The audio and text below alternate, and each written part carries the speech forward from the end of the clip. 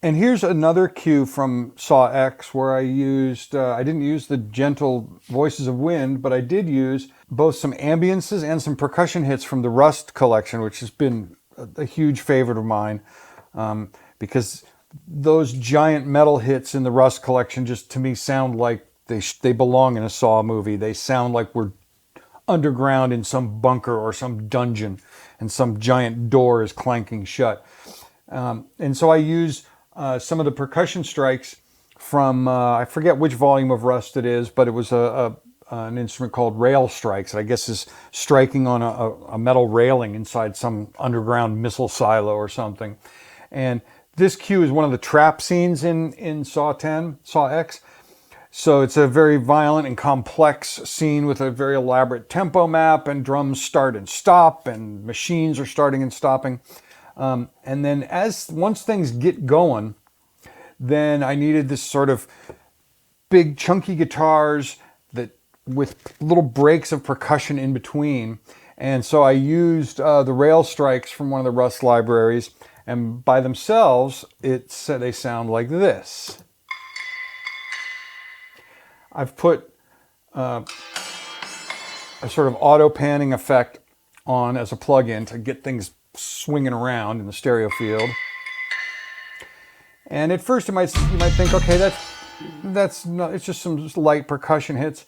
But in the context, with all the other junk that's flying around, those really jump out of the speakers. And the fact that I made them swing around in the stereo field really helps to make them poke out. So once everything is firing on all cylinders, it sounds like this.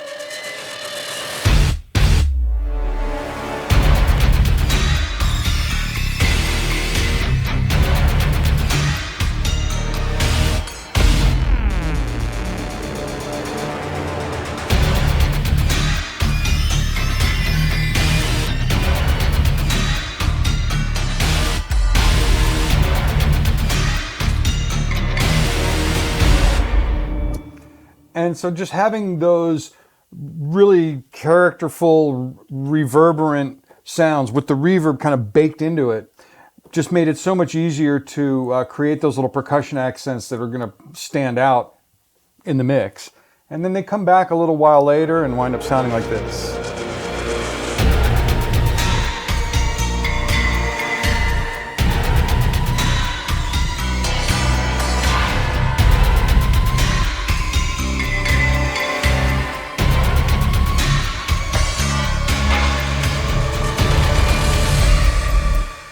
And it just adds a little bit of extra chaos and mayhem in the midst of all this stuff that's flying around.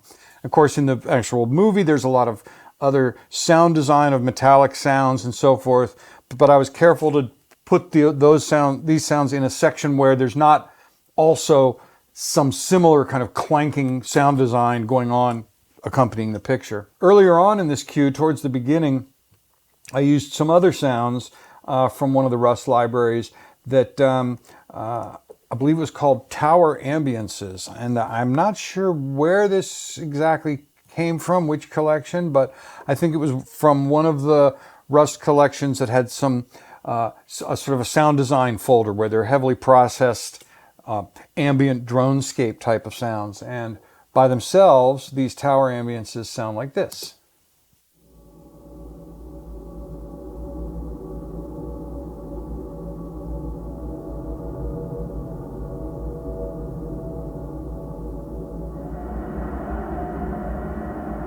Just a haunting, metallic, almost a breathing kind of effect. And so I used those to kind of create a backdrop for the musical sound design that occurs at the very beginning of the cue, which sounds like this.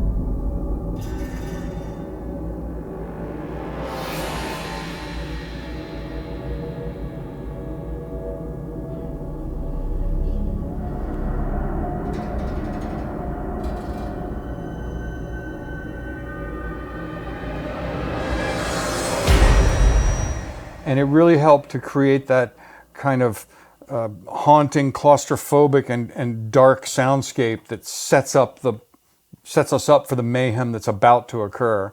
And so, you know, the Rust series has been a huge part of my template, and I always keep those sounds on deck. and ready to go, because they really do conjure up the kind of atmosphere of a Saw movie really well.